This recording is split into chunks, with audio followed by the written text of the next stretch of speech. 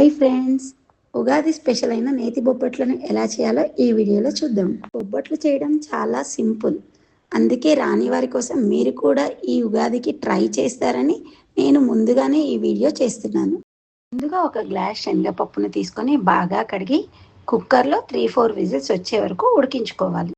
పప్పు ఉడికిన తర్వాత అందులో ఉన్న ఎక్సెస్ వాటర్ని మొత్తం స్ట్రెయిన్ చేసి పక్కన పెట్టుకోవాలి. ఈ వాటర్ని మనం చారు చేయడానికి కూడా వాడుకోవచ్చు. కూల్ అయ్యేలోపు మనం బెల్లంని సన్నగా తురుముకోవాలి. మంచి క్వాలిటీ ఉన్న బెల్లం అయితే టేస్ట్ ఇంకా బాగుంటుంది. ఇప్పుడు పప్పుని మరియు బెల్లంని వీడియోలో చూపించిన విధంగా గ్రైండ్ చేసుకోవాలి.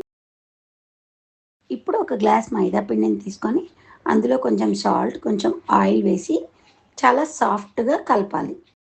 ఇప్పుడు కొంచెం కొంచెం వాటర్ని యాడ్ చేస్తూ పిండిని స్మూత్గా కలుపుకోవాలి. సాఫ్ట్గా కలపడం వల్ల భక్ష్యాలు చాలా సాఫ్ట్గా వస్తాయి. అదేనండి, నేతి బొబ్బట్లను భక్ష్యాలను కూడా అంటారు కదా.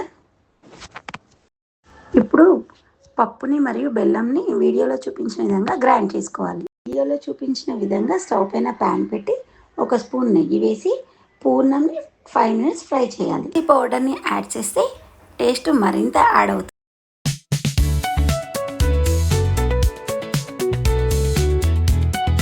మళ్ళీ ఒక స్పూన్ ఘీ వేసి బాగా మిక్స్ చేయాలి.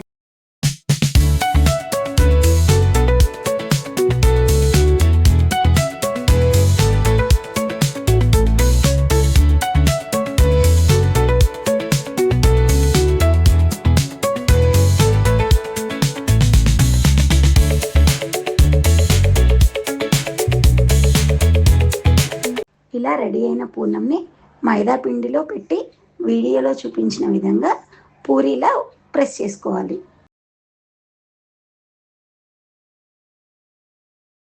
ఇప్పుడు ఒక బటర్ పేపర్ని తీసుకొని దానిపై ఆయిల్ స్ప్రెడ్ చేసి వీడియోలో చూపించిన విధంగా ప్రెస్ చేసుకోవాలి.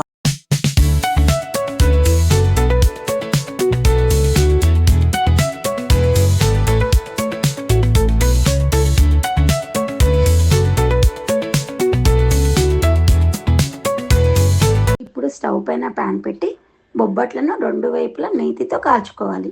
చూసారు కదా, చాలా సింపుల్గా బొబ్బట్లు ఎలా చేయాలో. మీరు కూడా ఈ ఉగాదికి ట్రై చేసి ఎలా వచ్చాయో కామెంట్ చేయండి. వీడియో నచ్చితే లైక్ చేసి మా ఛానల్ని సబ్స్క్రైబ్ చేయడం మర్చిపోకండి. Happy Ugadi in advance. శోభకృత నామ సంవత్సర ఉగాది పండుగను మేము ఎలా జరుపుకున్నామో, ఎలాంటి పిండి వంటలు చేసుకున్నామో, ఏమేం చేసామో చూడాలంటే మా నెక్స్ట్ వీడియో కోసం వెయిట్ చేయండి. హడావుడి అంతా చూడాలనుందా? అయితే నెక్స్ట్ వీడియో అస్సలు మిస్ అవ్వకండి.